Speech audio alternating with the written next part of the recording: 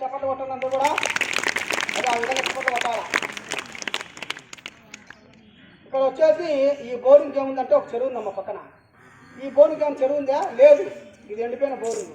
మరి కాబట్టి మనందరం కూడా ఇక్కడ ఎక్కడి నుంచి నీళ్ళు వస్తాయనేది చిన్న మ్యాజిక్ ద్వారా తెలుసుకుందాం.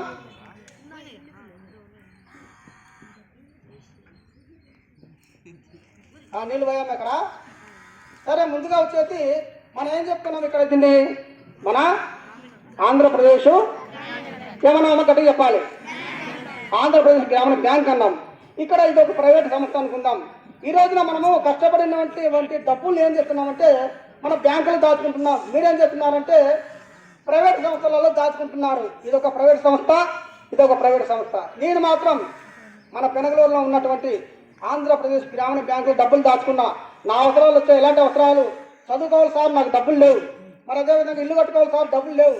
మరి ఏదైనా మా ఇంట్లో శుభం కార్యక్రమం జరుగుతుంది సార్, డబ్బులు లేవు.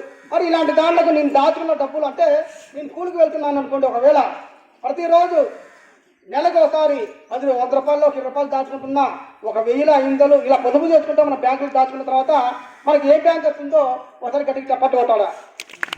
ఇది ఒక ప్రైవేట్ సంస్థ అనుకుంటాం. ప్రైవేట్గా కొట్టి వచ్చాయి.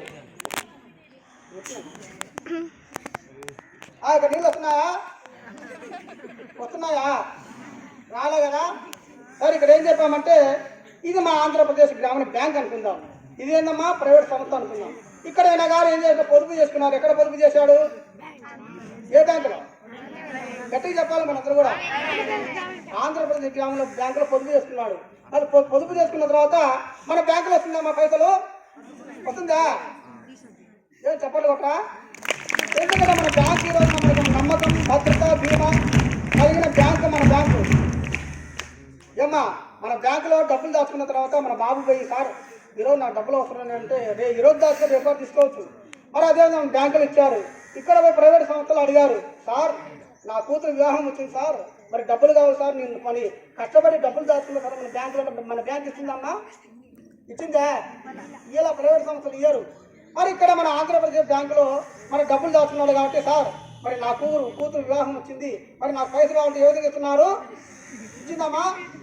అది మరి ఎందుకంటే మళ్ళా వచ్చాడు సార్ ఈరోజు నా ఇల్లు కట్టుకోవాలి సార్, ఈ డబ్బులు మన బ్యాంకులు దాచుకున్న ప్రైవేట్ సంస్థ వాళ్ళు సార్ కడిగి అడిగారు.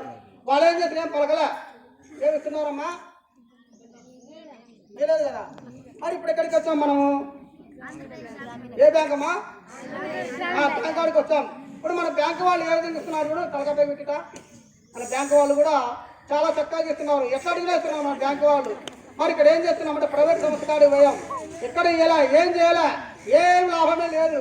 కానీ చివరిగా మన బ్యాంకు వాళ్ళని మళ్ళీ ఒకసారి అడుగుతున్నాం, సార్ మరి డబ్బులు సార్ ఇల్లు కష్టపడి దాచుకున్నాం మన బ్యాంకులో, మనకేమైనా ఇస్తున్నారంటే మన బ్యాంకు వాళ్ళు ఇవ్వడం లే అని మన బ్యాంకు వాళ్ళు అడగంగానే నాయన ఈరోజు మన బ్యాంకులో దాచుకున్నావు తీసుకోమని చెప్తే మన బ్యాంకు మేనేజర్ గారు ఏ విధంగా ఇస్తున్నారమ్మా?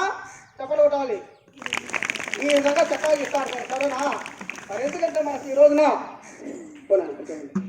నమ్మకం, భద్రత, బీమా కలిగిన ఏకైక బ్యాంకు మన ఆంధ్రప్రదేశ్ గ్రామీణ బ్యాంకు. ఎందుకంటే ఈరోజు